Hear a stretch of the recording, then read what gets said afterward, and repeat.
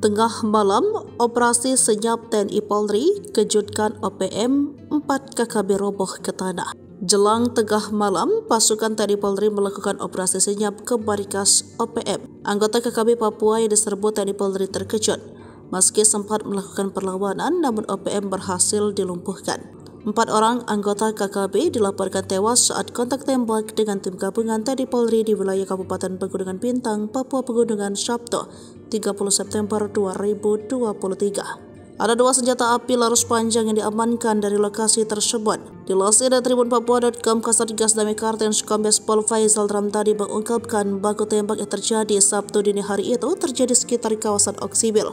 Anggota KKB yang tewas diduga merupakan para pelaku berbagai aksi kekerasan bersenjata yang terjadi di distrik Oksibil dan distrik Serambakan Senin 18 September dan Selasa 19 September. Aparat gabungan berhasil merampas 2 senpi laras panjang. Keempat anggota OPM yang tewas ditembak hingga kini tak diketahui identitasnya.